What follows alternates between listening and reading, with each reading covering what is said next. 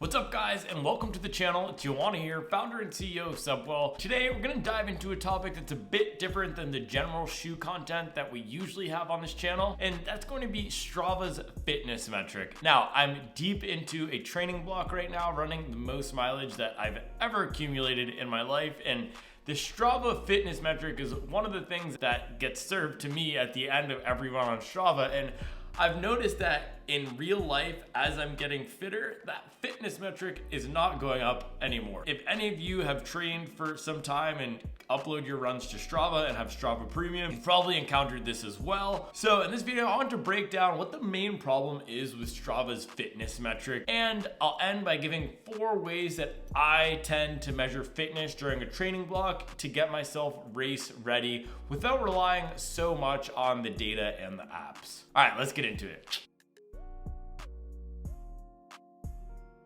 So first off, what is Strava's fitness metric? So on Strava, they have 2 different metrics here that I'll get into. First is relative effort. So what that is, it looks at your effort for each run and assigns it a number score. Can be as low as 1 and as high as I've seen it around 200 for example, a marathon effort. Then a level above that, there's a number called fitness. And this is looking at your trailing week or so of runs and summing that up to give you an overall fitness score. Now, the way that the relative effort metric is calculated is determining that overall fitness metric. And what this relative effort metric does is it multiplies your time for each run by your heart rate. And this is really the crux of why this fitness metric is not a great way to look at your real fitness in real life. Let's use an example with data to understand where the issue is here. So let's say at the beginning of a training block, you do a 10-mile run at an 8-minute per mile pace and your heart rate is at 160. Now, at the end of a training block, you do that same 10-mile run at that same 8-minute per mile pace, but your heart rate is at 150. Now, the relative effort or the amount of stress that your body has to go through to do that run is lower at the end of the training block. So Strava assigns a relative effort for that run of, say, it's a 40 for the run you did at the end of the training block and a 50 for the run you did at the beginning of the training block. That's because at the beginning of the training block, you're running for 80 minutes with an elevated heart rate of 160. And at the end of the training block, you're running for 80 minutes with a heart rate of 150. So your body has done less work. Now, in real life, you've gotten fitter because you're doing that same run, you're getting through that same distance at the same time, but your body has to endure less stress and go through less work. Fitness is your body's ability to handle work, and if you can handle more work or the same work with a lower amount of effort, you're getting fitter. In races, this shows up as you being able to cover the same amount of distance at a faster pace. Now the problem here is how Strava is adding up that relative effort score to get your overall fitness number. So thinking about that example we just did where your heart rate is lower for that same 10-mile run, if you apply that principle to the entire scope of a week of training, it's gonna look like you're not doing as much work because your body is handling that work much better. Your body's handling that stress much better without you having to have an elevated heart rate. So the real data for me right now, I'm running a lot of my aerobic pace runs with a heart rate of around 140. That's the lowest it's ever been for me because my volume's so high. At the beginning of this training block, I was running a lot of my aerobic pace runs, heart rate around 150, maybe even 155 because it was really hot out, so my body was handling more work. So each week I was putting my body through more stress because that heart rate was higher, but I wasn't running nearly as much mileage or hitting paces that are as fast as I'm doing right now. So I was slower at the beginning of the training block with a higher heart rate, but because that heart rate was higher, Strava assigned me a higher fitness score. So I'm coming off a 100-mile week right now, and I just did a workout yesterday with 7 miles at half marathon race pace, and Strava is telling me I have a fitness score of 77, whereas a few weeks ago, I was running 80 miles per week, and I could only hold that half marathon pace for 5 miles at a slower pace, mind you, and Strava said I had a fitness score of 82. So in real life, I know I'm progressing because my heart rate is going down on these easy runs. I'm getting faster, I'm feeling better, but Strava is saying that fitness score is lower.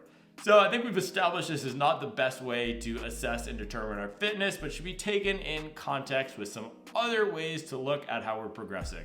So with that, I'm gonna give you 4 ways to measure fitness outside of the Strava fitness metric. So the first way that I think about my fitness is weekly mileage. Now, when I first started running, I had a hyper fixation, as I think many of us do, on pace per mile for each run. So every time I ran, I was going out there, pushing the pace, saying, okay, am I getting to the 7s? Am I getting to the 6s? Whatever it is. Now, I don't take that approach. I do structured workouts. I have 2 or 3 runs per week that are my key building blocks. And outside of that, I try to build as much aerobic mileage as I can.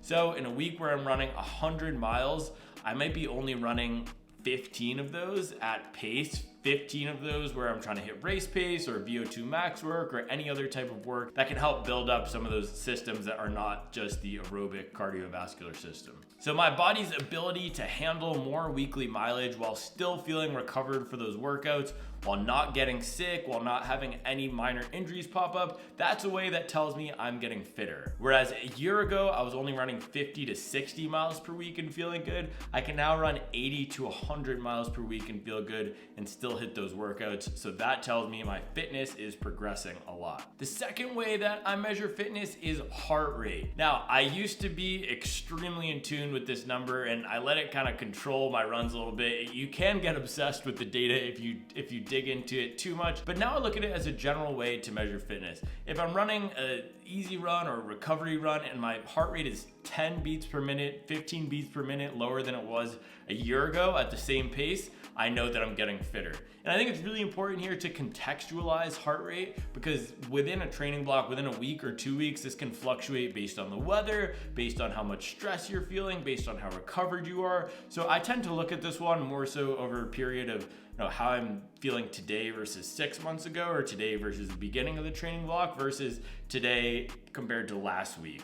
Because if I look at today compared to last week and I say, okay, today I ran at a 730 pace and my heart rate was a 150. Last week I ran a 730 pace and my heart rate was a 143. Am I overtrained? Am I getting slower? That's a really toxic mind trap that I can get into, and I broken out of that by looking at it in context of a year or even a 2-year cycle to see how my overall aerobic development is going. The third way that I track fitness is feel. Now, this one's quite simple, right? How does it feel at the end of a 10-mile run?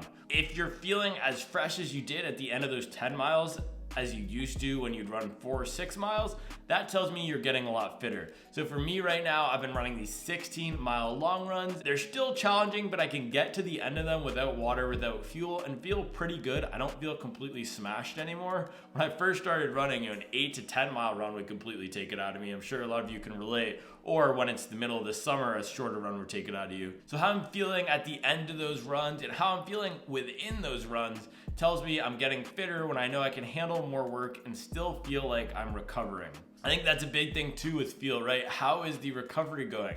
Do you need more sleep? Do you need more rest? Can your body handle double days? Do you always feel like you're at the brink of injury or illness? Because that can tell me I'm not getting fit. If say I ramp my miles up to 100 miles, but I'm getting more injuries, that's not an increase in fitness. That's just an increase in work that my body is not ready to handle yet. And my last way to track fitness, and this is quite simple, is pace. Am I performing better in workouts than I was before? Now, let's decouple this from heart rate because pace and heart rate are of course intertwined when we're thinking about the effort and performance of these workouts, but I like to look at this one in isolation.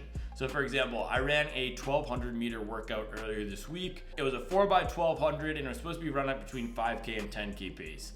I ran it in the mid 5 minute per miles and I felt really good during it. I didn't feel like I was redlining, even though my heart rate was pretty high. So if you compare that to the same workout that I did 2 or 3 months ago, and I look at the paces were a lot faster. And I remember feeling back to that workout where I was just gassed at the end of each rep. So again, that tells me my body's getting fitter in terms of pace, also in terms of my ability to handle that same set of work while recovering better between each rep. All right, guys, so there you have it. That's my take on how to think about fitness outside of that one Strava fitness metric. Let me know how you think about your fitness. This is an interesting topic I'd love to hear your thoughts on.